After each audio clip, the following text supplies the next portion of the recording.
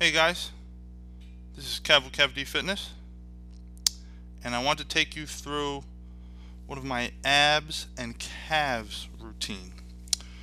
So here we go. I start off with abs, and you see this is the exercise I'm starting with. It's a reverse crunch, but I keep my legs straight, and I also, as you can see, I put ankle weights on my ankles in order to provide resistance.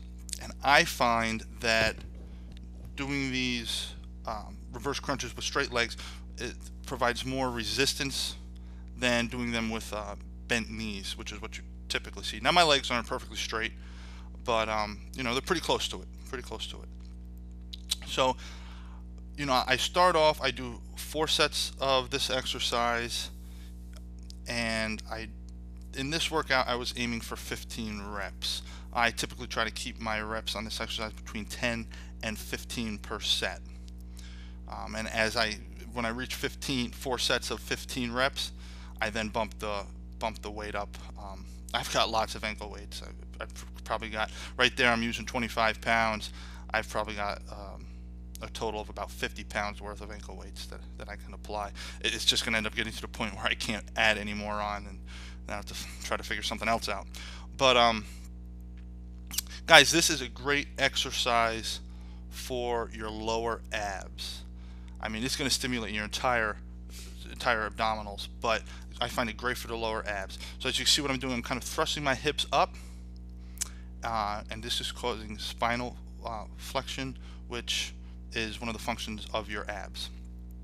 So, you know, just bringing your hips up and flex those abs, and really focus on trying to keep your knees, you know, from bending and as straight as possible, guys. And if you give this a try, I'm sure you're gonna like it. And you could do this. Obviously, I can do this on a bench like that. You can do this on any bench in any commercial gym. Just, you know, make sure nobody's bench pressing. You know, kick them off if they are. Say, I got to work some abs. So now I'm setting up. I'm gonna do. I pulled out my calf raise machine, and I'm going to do. You know, here I've got standing calf raises. I always recommend standing calf raises over seated calf raises, guys. Now on this, here I'm doing. I don't know. I don't remember exactly how much weight I have on there, but it's over 500 pounds. It's either 505 or 510 pounds. I'm running out of room there to put any more weight. But guys, pay attention to the form here. I'm going to link here my video describing how to optimally train calves, where I discuss the biomechanics of calves, of calf training, and to optimally train them for optimal growth. If you notice my form, I'm giving it a long, you know, pause at the bottom of the movement when I'm in a full stretch. What that does is it allows the energy that builds up in your Achilles tendon to dissipate. When you see these guys in the gym just doing their calf raises really fast, kind of bouncing, what's doing the majority of the work is the Achilles tendon, not your calf muscles. So what I do is I go down, get a full stretch of my calf, and I hold it. I count in my head 1,000, 2 1,000, and then I explode up and, you know, push hard off my toes and try to get a peak contraction. Now I've been getting some a little bit of hate on some of my pictures that I've posted recently to my Facebook and my Google Plus, my Instagram account, Twitter, obviously, saying, "Oh man, you know," I was showing a quad picture of developing my quads, and they're like, "Oh man, you gotta start training calves. You gotta start training calves, man. Your calves aren't too good." Look, for me, calves are just a genetically weak body part. That's just what they are. You know, as you can see here, and you're going to see in a close-up in another exercise, they're just long. They're really long. I never had big calves, so when you don't have much to start with, you can only build so much. But as you saw when I was doing this exercise, plenty of definition. So here I'm back at the abs, guys.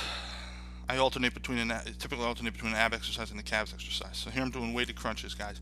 Great exercise. And I also want to say I am going to link up above here within the video a video that I did previously on that describes how to get a six-pack. You know, I cut through the bullshit and give you the real deal on how to get a six-pack. So here you see I'm doing weighted crunches. I think I was going for sets of either 8 or 9 here, and I typically do 3 to 4 sets in my workout. So I typically do on an ab day, when I'm working abs, about 7 or 8 total exercise. You know, your abs aren't a very big muscle, and I'm doing all weighted exercises, guys. I'm not doing countless reps of crunches or leg lifts, or you know reverse crunches with no weight that I can do 50 reps of. You know, that's not how you're going to really build up your abs. You know, I mean, abs come to, yes, to a great deal of genetics, you know, but if you don't have the best genetics in your abs, which I don't have, I have, you know, long lean abs. I don't have a full 6-pack. I really only have a 4-pack up at the top. That's just how I'm built, just like the greatest of all time, Arnold Schwarzenegger. I'm sure you've seen the pictures, hopefully. You know, he only had a 4-pack up at the top. That's just, yeah, it's just genetics. That's how you're made. So if you really want to get your abs to pop, guys, do weighted ab exercises. Like I said, countless crunches are just not going to do it. So weighted ab exercises, progressing over time, increasing the weight on your abs. Your abs are like any other skeletal muscle in your body. They respond to increased progressive tension overload. So here I am back at the calf raise machine. I've dropped the weight, and what I'm going to do now is a variation on the calf raise where I point my toes inwards. What this does is it has you pushing off of your outer toes more, not off your big toe, and in turn you end up putting more tension on the outer calf head. There's 2 heads in the calves, an inner and an outer. So this variation with your toes in will work the outer head more. As you can see, same form, guys. I'm doing it for my 2 count at the bottom. I'm holding my stretch for a 2 count at the bottom. Again, trying to dissipate that energy buildup within my Achilles tendon. And here I typically do 3 sets of this exercise, and I will aim for anywhere from 8 to 10 reps per set. When I hit 10 reps for all 3 sets, I bump the weight up another 5 pounds. Here I had about maybe 410 pounds on there. I think that's what that looks like. I'm running out of 50-pound. I'm out of 50-pound plates. So I'm starting to stack up the 25s and just running out of space. Now, what I do after I finish that exercise, I finish off my routine with just doing some individual leg work, specifically here for my left leg.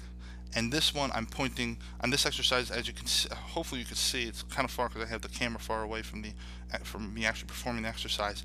I have my toes pointed out, and this allows you to work the inner head more, the opposite of the previous exercise. Now I'm only doing my left leg here because my left leg is my weaker of the 2 calves. Look, both my calves are pretty weak, guys, but as you can see, I'm doing a lot of weight. They're very strong. I'm doing a lot of weight with very good form. So it's not like I don't train my calves. They're just a genetically weak body part, so that just means I need to train them a little bit more. And my left calf is the weaker of the 2, so I'm giving it a little extra specific work. So, and that exercise, again, I'm aiming for 8 reps. Abs and calves, guys. Train them hard. Thanks for watching.